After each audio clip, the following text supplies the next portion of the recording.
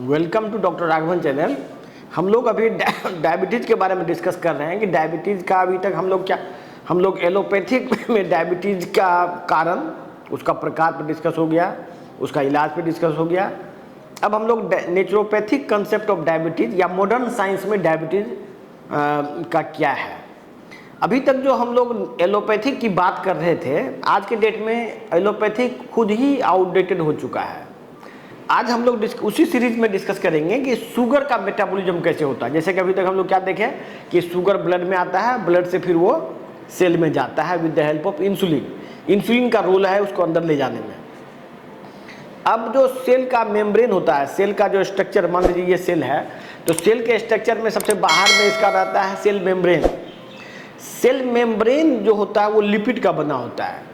और हम लोग नेचुरोपैथिक में, जो नेचुरोपैथी या मेटाबॉलिक ट्रीटमेंट में जो अमेरिका वगैरह में फेमस है, एक बात और जान लीजिए आप लोग, बहुत लोग कंफ्यूज्ड हैं कि नेचुरोपैथी लोग जो इंडिया में देखते हैं उसको सोचता है कि यही नेचुरोपैथी है। लेकिन जो अमेरिका वगैरह में नेचुरोपैथी होता है उसके अनुसार एलोपैथ के साइंस को वो पहले पढ़ता है, इसके बाद वो जानता है कि ये क्यों गलत है, इसके बाद वो डिवाइस करता है कि क्या बेस्ट ट्रीटमेंट होना चाहिए। ये है scientific approach of naturopathy in America. तो हम जो है, मैं डॉक्टर विजय राघवन, वर्षों से मैं कोशिश कर रहा हूँ कि वो साइंस आप लोगों को इंडिया में उपलब्ध हो, जो कि नहीं हो पा रहा है। जो भी नेचुरोपैथ हैं वो मट्टी लेप, तो पानी में बैठ के डूबने का बात, ये सब तरह की बात वो करते हैं, उसका इफेक्ट है, लेकिन उसका साइंटिफिक जो बात है, जो चीज़ की पूरा साइंटिफिक नॉलेज है, जो साइंटिफिक एप्लीकेशन ऑफ नेचुरोपैथ है, ये चीज़ हम लोग इंडिया में नहीं ला पा रहे हैं। तो इसी क्रम में मेरी एक कोशिश है कि जो भी डॉक्टर हैं वो समझें कि प्रॉपर साइंस क्या है डायबिटीज़ के बारे में। जब वो साइंस को जानेंगे तो ऑटोमेटिक वो उसको फॉलो करेंगे। तो आज हम लोग बात करेंगे मेटाबॉलिज्म ऑफ शुगर। तो आप देख लीजिए, सेल के बाहर जो लेयर है वो लिपिड का बना होता है और कुछ प्रोटीन होता है। ये जो लिपिड है वो लिपिड, जैसे कि हम लोग जो खाना खाते हैं, जैसे कि रिफाइंड तेल या ट्रांस फैट, जिसमें ओमेगा 3 की कमी होती है, तो यदि हमारा भोजन ही गलत हो जाए तो वो जो लिपिड हम लोग खाएंगे, ये वाला क्या बोलते हैं इसको, रिफाइंड तेल वाला, तो वो जो लिपिड का लेयर आता है वो स्टिकी होता है। और इस मेम्ब्रेन पर जो भी हमारा ग्लूकोज ट्रांसपोर्टर होता है, जिसमें इंसुलिन अटैच होता है ग्लूकोज ट्रांसपोर्टर से, और उसी के थ्रू ग्लूकोज अंदर जाता है, तो वो जो ट्रांसपोर्टर है वो सही ढंग से काम नहीं कर पाएगा यदि हमारा स्ट्रक्चर ऑफ द सेल ही खराब हो जाए।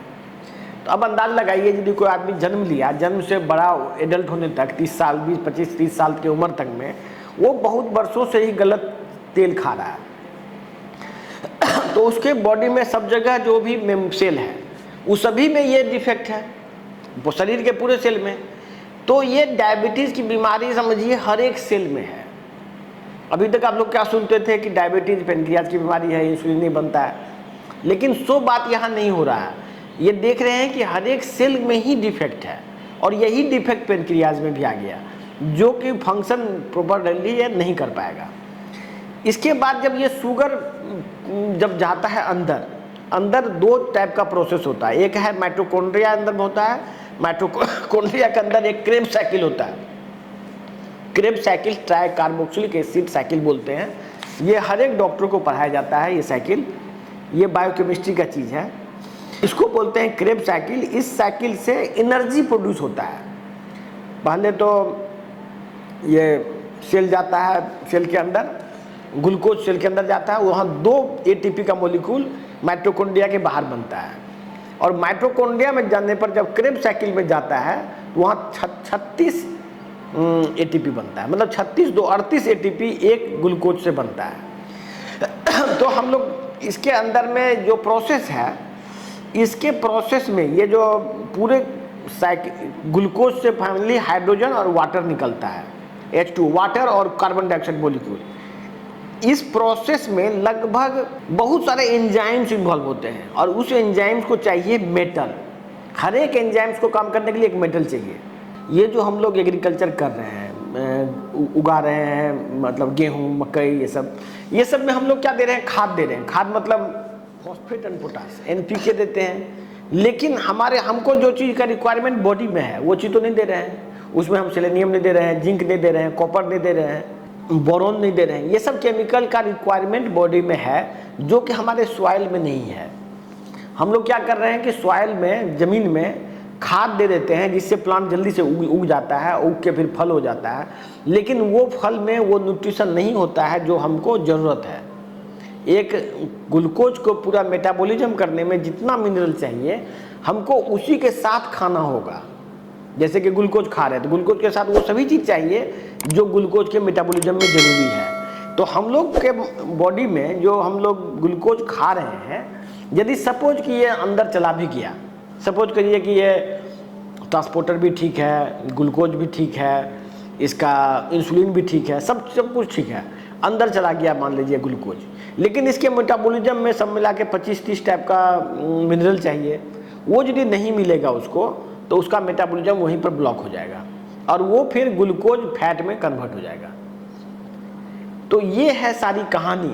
तो अभी तक में हम लोग ने डिस्कस क्या किया, ग्लूकोज के मेटाबॉलिज्म में सबसे पहला रोल है ग्लूकोज ट्रांसपोर्टर का जो कि लिपिड का बना होता है। सेकेंड रोल है इंसुलिन का जो कि जिसके रिसेप्टर से अटैच होगा तभी वो अंदर ले जाएगा। और थर्ड रोल है बहुत सारे मेटल का जो कि इसके मेटाबॉलिज्म में ज़रूरी होगा। इंसुलिन के लिए क्या क्या काम नहीं हुआ इसके बारे में हम लोग नेक्स्ट वीडियो में बताएंगे कि इंसुलिन किस तरह से लोग को दिया जाता है और इंसुलिन का क्या रोल है बीमारी को मतलब लाइलाज बनाने में। तो हम मिलते हैं अगले सेशन में। धन्यवाद।